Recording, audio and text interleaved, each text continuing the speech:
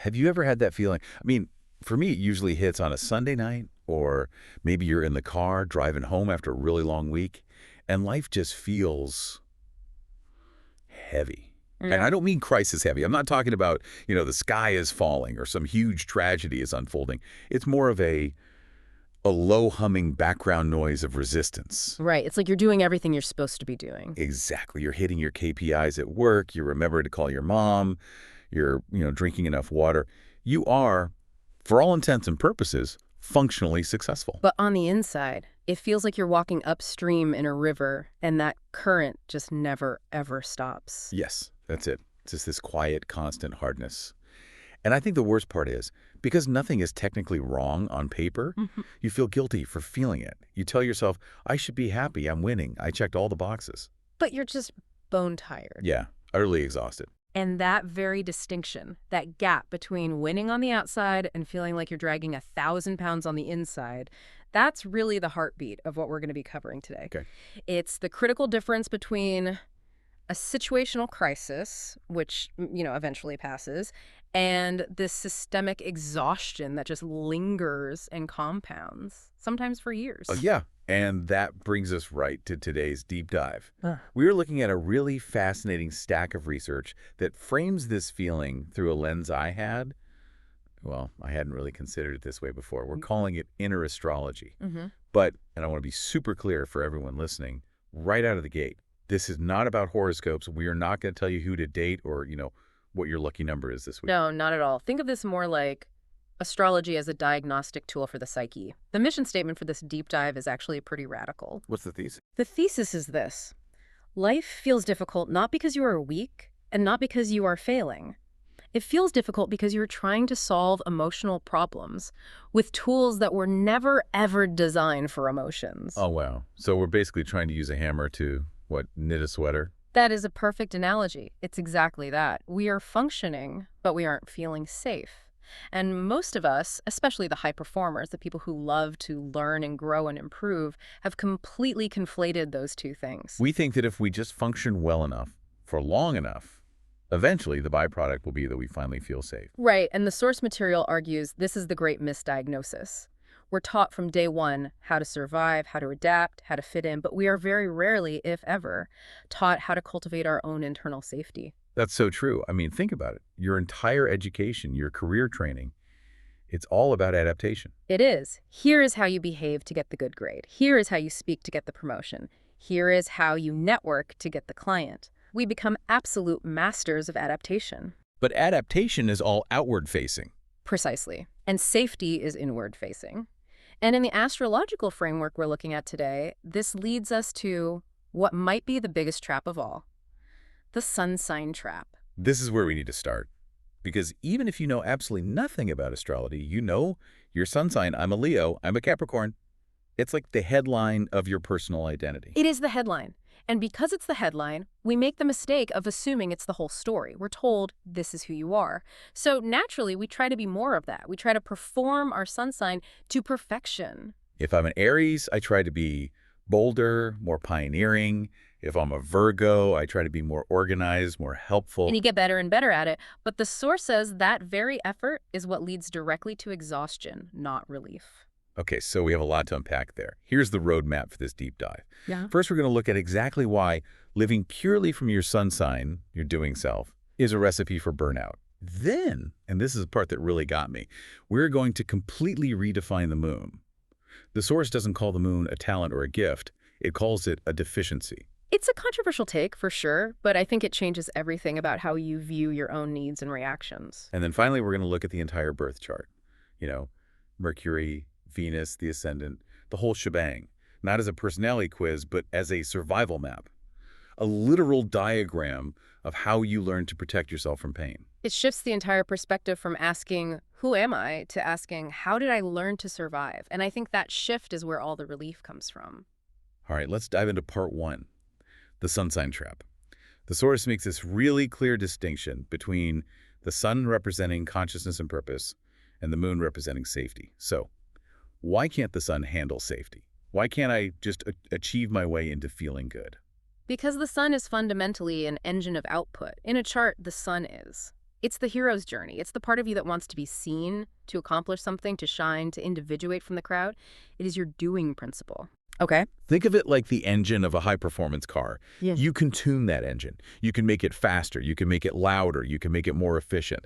That's what most self-improvement is, really just tuning the sun engine. Right. I'll just work harder, be smarter, be more productive, get another certification. Exactly. But emotional safety. Emotional safety isn't the engine, it's the garage. It's the solid ground underneath the tires. It's where the car goes to turn off. You can't rev your way into rest. You can't. And when you try to solve emotional pain, which is fundamentally a feeling of unsafety, by using your sun sign qualities, you are literally applying more and more pressure to a wound that needs air. It's like trying to sleep by running a marathon. You're just using the absolute wrong energy system for the task. Precisely. And this is why we see that very specific phenomenon. I'm sure you've seen it in people, maybe even felt it yourself, where someone gets the big promotion, they buy the house, they lose the weight, they maximize their sun potential. And the background anxiety gets louder. It gets so much louder because they've upgraded the engine, but they still don't have a garage to park it in. And the faster the car goes, the more dangerous it feels to not have brakes. That's it. The higher you build the skyscraper of your life using your sun sign, the more terrified you become of the foundation, the moon cracking underneath it all. Wow. Okay, so the source material breaks this down by element, which I found incredibly helpful to visualize. Because a fire sign burnout looks totally different from an earth sign burnout, even if the root cause is the same. Let's walk through these. Let's do it. If I'm a fire sign, so that's Aries, Leo, Sagittarius, and I'm living 100% from my sun, what does that look like? What does that feel like? Okay, so fire is all about energy, inspiration, and motion. It's the spark of creation itself. So for a fire sign, living from the sun looks like perpetual motion.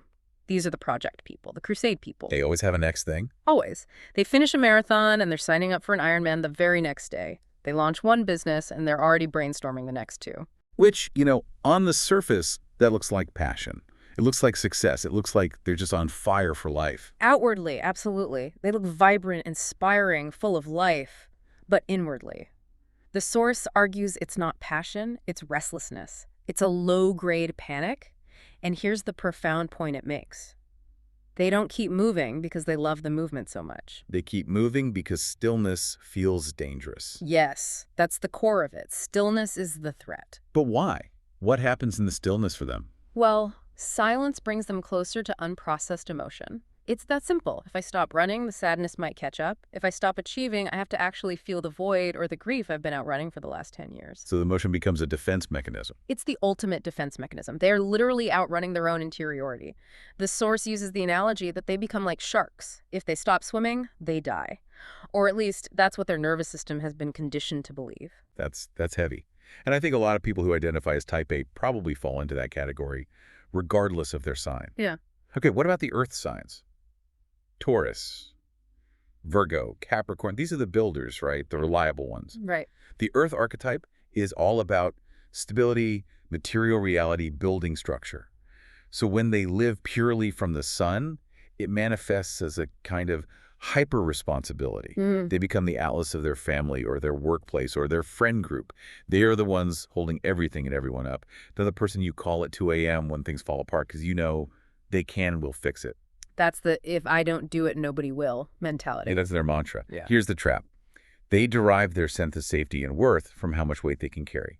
So for an earth sign caught in this loop, rest doesn't just feel unproductive. It feels deeply irresponsible. It feels unsafe. It feels like a betrayal. They think, if I put this weight down, the roof collapses and everyone I love gets hurt and it will be my fault. So outwardly, they look like the rock, the pillar of the community.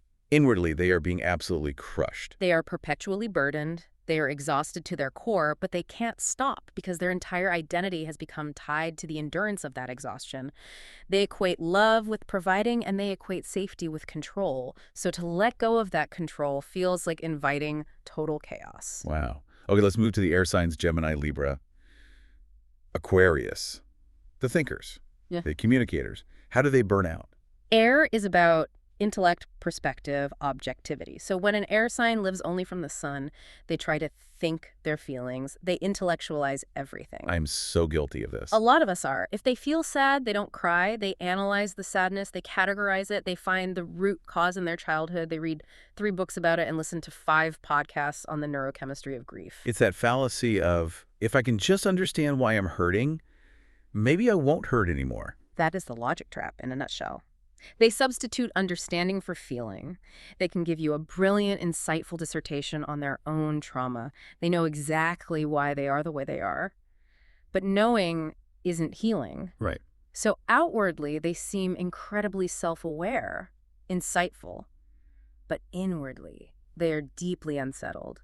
Because the mind cannot solve the body's need for safety. You simply cannot think your nervous system into a state of relaxation. That is a huge distinction. You can be the smartest person in the room about your own psychology and still be completely miserable. Exactly, because you are observing your life rather than actually inhabiting it. Air signs in this state often feel like they're floating above their own bodies, just narrating the experience, which creates this terrible sense of dissociation and anxiety. Okay, fine. The water signs, Cancer, Scorpio, Pisces, you'd think they'd be better at this, right? Since their whole deal is emotion. You would think. But it's a different kind of trap. When water signs live only from the sun, which means the performance of their watery nature, it looks like overengagement or enmeshment. They feel everything so deeply. Yes, but they lack the container for it. They don't have boundaries. They become emotional sponges, just soaking up the feelings of everyone around them. They absorb everyone else's weather. They do. They become unconsciously responsible for the emotional climate of the entire room.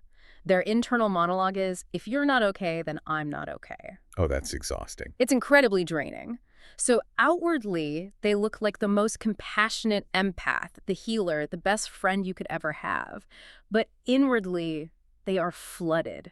They are drowning in emotional input because they haven't learned how to separate their own safety from the feelings of other people. So their strategy is, if I can just soothe everyone around me, then maybe, finally, I will be safe. That's the core belief. It's an impossible task, and it leads to total burnout. So across the board, fire, earth, air, water, the mechanism is identical. We use our natural doing strengths, our sun sign talents, to try and manage a being problem. And it just fails every time. It fails because the sun is designed to answer the question, who am I becoming in the world?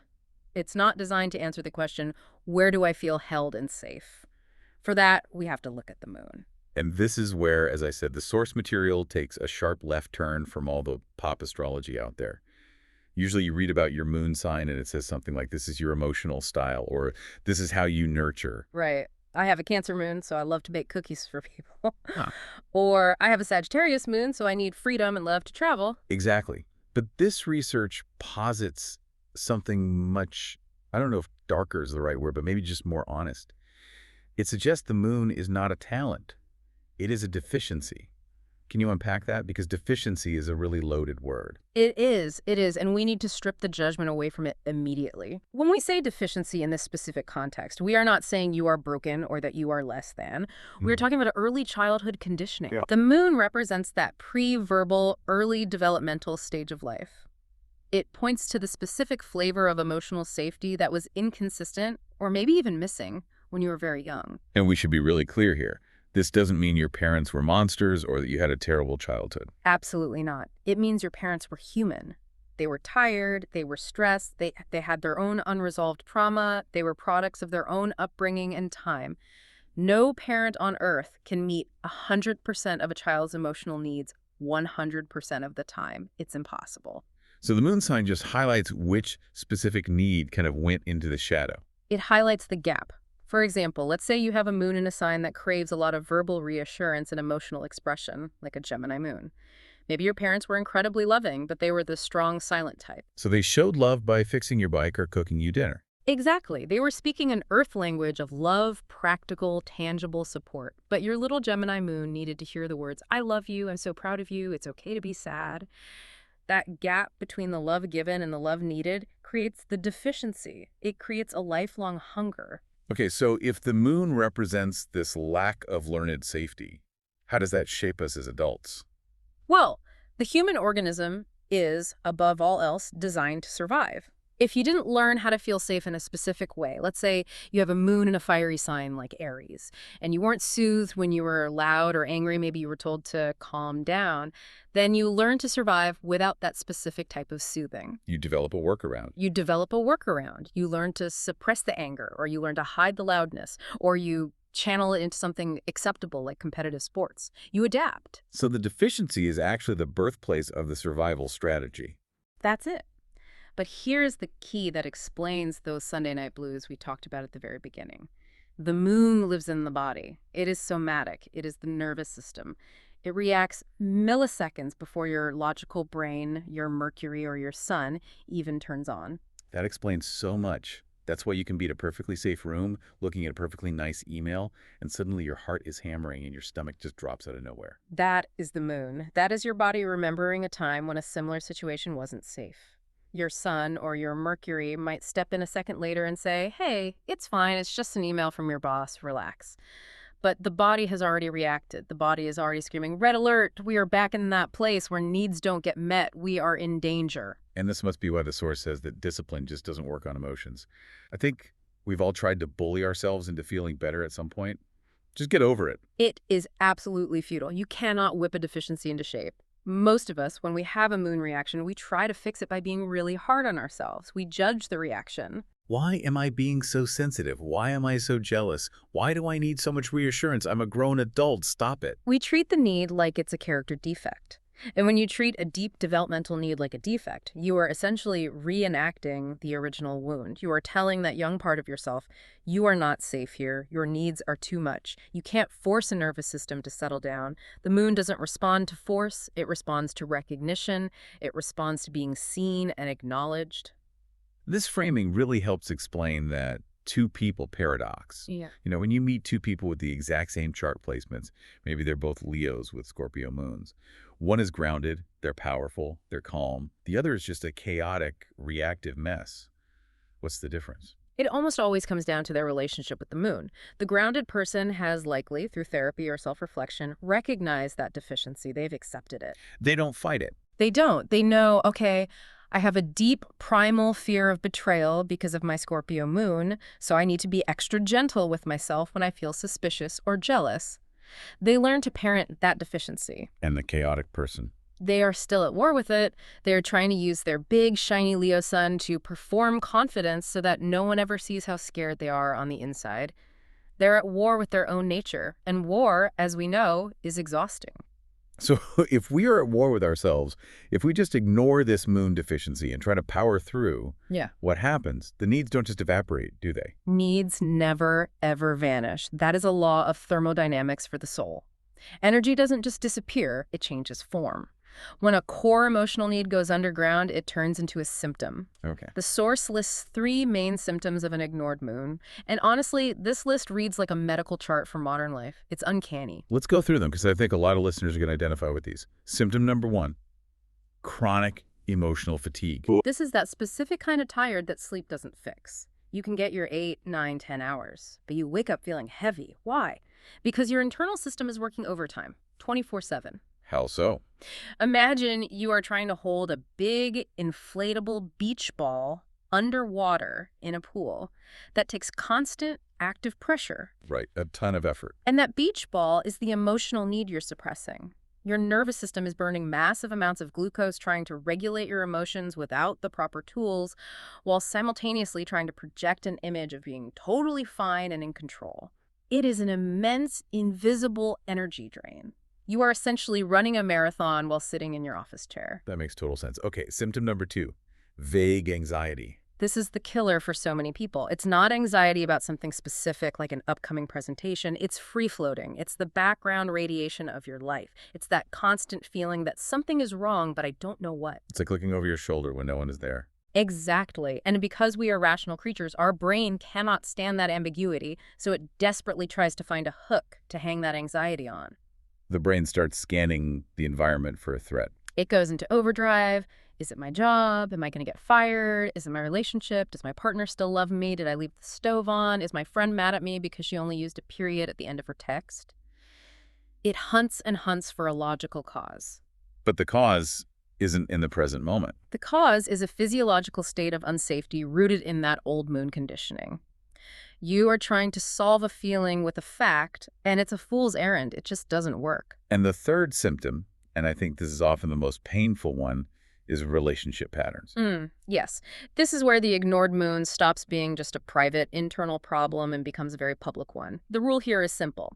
If we do not know how to generate safety internally, we will try to import it externally. We look for someone else to be the moon for us, to be our garage. Exactly.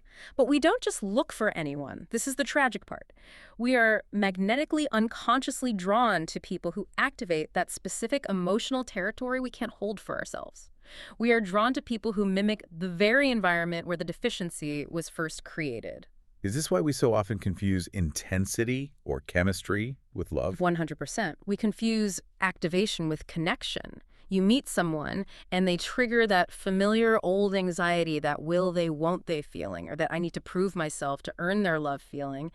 And your system goes, I know this feeling. This feels like home. Even if home wasn't actually safe. Especially if home wasn't safe. Familiarity trumps safety every time for the subconscious mind. So we enter these relationships that are incredibly draining or destabilizing because we are handing the other person a job description they cannot possibly fulfill. We were saying, please soothe this deep wound in me that I myself refuse to look at. And of course, when they can't do it, because no one can fix us for us, we blame them, or even worse, we blame ourselves. We label ourselves as needy or dependent or crazy, and that shame just pushes the moon need further and further underground, which of course just makes all the symptoms worse. It is a vicious, vicious cycle. So we have the diagnosis.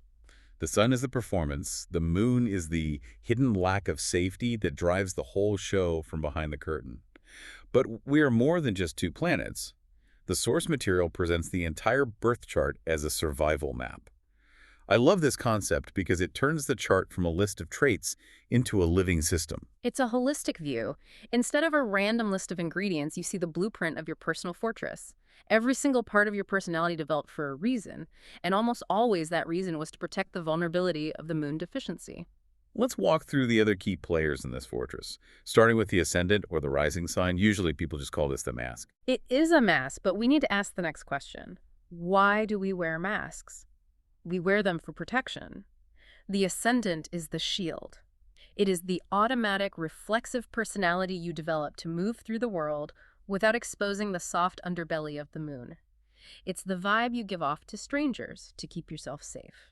Okay, can you give us a concrete example of how this would work? Sure. Let's say you have a moon that feels very unsafe with conflict. Maybe a Libra moon or a Pisces moon that just needs harmony to feel okay. But, the world is full of conflict and rough edges. So to protect that, you might develop an Aries ascendant. Which is bold, direct, maybe even a little aggressive or confrontational. Right. You put on this suit of armor that says, I'm tough, I can handle anything, don't mess with me. You project this warrior energy. Why? So that nobody even tries to pick a fight with you. The Aries shield ensures that the delicate, peace-loving moon never has to deal with a real threat. It's a brilliant survival strategy. Or, to flip it, if you have a moon that feels deeply unsafe, being seen or criticized, like maybe a Virgo moon, you might have a Scorpio ascendant that makes you look mysterious and private. The strategy is, if I don't let you in, you can't hurt me. Exactly. The ascendant is the bouncer at the door of your club. The bouncer's job is to decide who gets in so the VIP party inside the moon doesn't get ruined. And sure, sometimes that bouncer is a little too aggressive and we end up feeling lonely, but the bouncer is just trying to do his job. Okay, that makes sense. So, if the ascendant is the bouncer at the front door, what is the descendant? That's the opposite point on the chart, usually associated with marriage and partners. In the survival map model, the descendant represents the breach, or maybe the exposure. These are the people who, for whatever reason, walk right past your bouncer. Oh, wow. The descendant represents the qualities we have disowned or repressed in ourselves in order to survive. And because we've pushed them away, we project them onto others. These are the people who trigger us the most, because they walk straight into the raw, unprotected territory of the moon deficiency. That explains why the people we are most magnetically attracted to are often the very same ones who can hurt us the most. They are walking around embodied in the territory we are desperately trying to protect. That's why those relationships feel so magnetic and fated. They promise to make us whole, but also so deeply unsafe. They force us to look at the deficiency we've been hiding. So if my survival strategy is I must always be in control, a Capricorn ascendant, I'll be drawn to. You'll likely attract someone who is more chaotic, emotionally expressive, or even unreliable, the qualities of the Cancer descendant, because they force you to confront your inability to control everything and everyone. Right. Moving on to Mercury, the planet of the mind, of communication. How does the intellect fit into our survival map? Mercury is the logic trap, or as one source called it, the spin doctor. It represents how we think when the moon is feeling uncomfortable. I feel like this is where I live my entire life, just spin. Most high-functioning people do. Mercury is the tool we use to try to explain away the pain. Overthinking, obsessive analysis, replaying conversations in the shower 3 days later, trying to figure out what you should have said. That's all Mercury. That is the overworked mind trying to do the heart's job. We think, if I can just find the right words or if I can just analyze this person's behavior correctly, then I will feel safe again. But safety is a somatic feeling, not a logical conclusion you can arrive at. You can't write a thesis statement that makes your stomach stop churning. So the mind spins and spins and spins, burning up all that energy, creating that fatigue we talked about, but the moon remains completely unsoothed. Mercury is like a brilliant lawyer arguing a case that the judge, your body, doesn't even care about. And finally, Venus, the planet of love, value, beauty. In this model, Venus is the compensation. It shows the transaction we try to make with the world. It's how we attempt to buy or secure comfort and belonging from the tribe. Transaction, as in, I will give you this and in return you must give me safety. That's exactly it. If you have a Venus in Virgo, for instance, the transaction might be acts of service.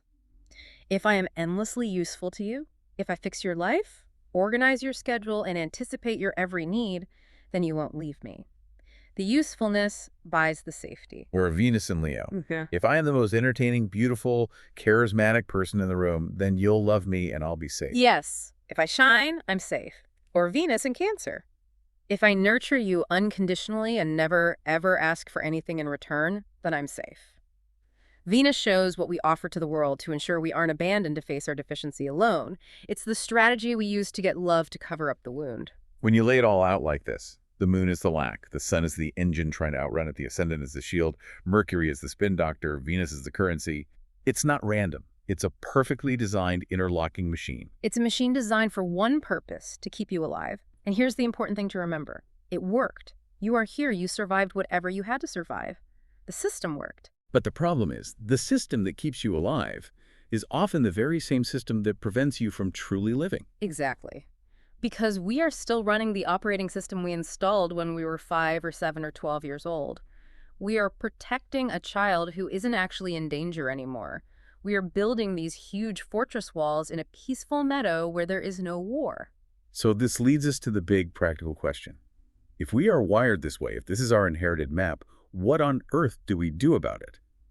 The source is very, very clear that the goal isn't fixing. And this is the hardest pivot for people like us.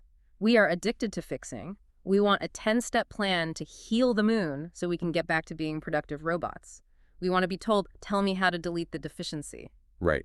Give you the hack, give you the supplement, what's the protocol? But the sources say you have to completely abandon the question, how do I fix this, and replace it with a much quieter, more compassionate question. Why did I have to learn to survive this way? That is a profound shift. It moves from judgment to context. From blame to curiosity. When you start to acknowledge the moon, not as a flaw, but as a history of how your nervous system learned to cope, you stop fighting it. You start to understand that some things will feel harder for you than they do for other people. And that is okay. The source uses this beautiful phrase, astrology, as permission. Yes. It's permission to stop fighting your own design. Permission to stop demanding emotional fluency in a place where safety was never taught. If you have a deficiency in a certain area, say vulnerability feels physically painful for you, you don't scream at yourself for not being more open. You offer yourself grace. You offer grace. You say, of course this is hard. I never learned the language for this. This part of me is just trying to protect me. So just to be clear, understanding this map doesn't necessarily make the pain go away. It's not a magic pill. No, and I want to be very honest and clear about that. This isn't magic. Understanding doesn't erase the reaction. Your body will still get triggered. You will still feel the anxiety bubble up, or the anger, or the fear. But what it changes is your relationship to the pain. How so? Instead of turning against yourself the moment you feel it, what is wrong with me? Why am I like this? I'm so broken. You learn to stay with yourself. You become a compassionate observer of your own system. So you can say, ah, I recognize this feeling. This is my moon feeling unsafe. This is my ascendant trying to put up a wall. This is my Mercury starting to spin a story. This is my system just trying to protect me. You become an ally to yourself instead of an enemy. Exactly. And when you do that, life becomes softer. The shame evaporates. And that softness, ironically, is what allows real, genuine safety to finally begin to grow. You can't force safety, but you can cultivate the conditions for it by stopping the internal war. It's like you finally stop trying to be a better version of your sun sign in a futile attempt to fix your moon, and you let the moon be the moon. You let the deficiency exist without shame. You stop asking the sun to do the moon's job. You let the sun be for purpose and shining the world, and you learn to treat the moon with the gentleness and recognition it has always needed. You become the parent to yourself that you didn't have in that one specific way. So for the listener right now who might be feeling that quiet, constant hardness we talked about at the very beginning of this, what is the immediate takeaway? What's the first step? The first takeaway is that your exhaustion is real, and it makes sense. You haven't been failing. You've just been trying to live from the wrong center of gravity. You've been trying to perform your way into a feeling of safety, and it's an impossible task. And the goal isn't to overhaul your life by tomorrow morning. No, absolutely not. The goal is just to notice. That's it. For the next week, just notice. Notice when you are trying to do your way out of a feeling. Notice when your ascendant shield goes up. Notice when you are offering your Venus currency in exchange for safety. Just notice, without judgment. Be gentle with the part of you that learned to survive without feeling safe. That is the entire message. If you can do that, if you can just offer a little bit of grace to your own survival strategy, the heaviness starts to lift. Not because the problems in your life magically disappear, but because you stop carrying the extra crushing weight of hating yourself for having them. This has been, wow, honestly, a lot to process. It completely reframes how I look at my own chart and charts in general. It's less about personality and much more about archaeology. It turns the chart from a judgment into a story of survival. Mm. And everyone deserves to know their own story with compassion. Absolutely. Now, we are really just scratching the surface here. We've talked about the mechanisms, but we haven't gone deep into the specific signs. In a future deep dive, we are definitely going to get more specific. We wanted to explore how each zodiac sign experiences that feeling of living is hard, and exactly how the moon shapes that for every single sign. Yes, we'll get into the nitty-gritty of the specific archetypes, why a Gemini moon burns out in a completely different way than a Capricorn moon, for example. But for now, you have the framework. You can start observing your own survival system today. Thank you so much for guiding us through this inner astrology. It's given me a lot to think about regarding my own background noise. It's always a journey worth taking. And thank you for listening. Remember, understanding yourself doesn't fix your life overnight, but it definitely makes it an easier and kinder place to live. We'll see you in the next deep dive.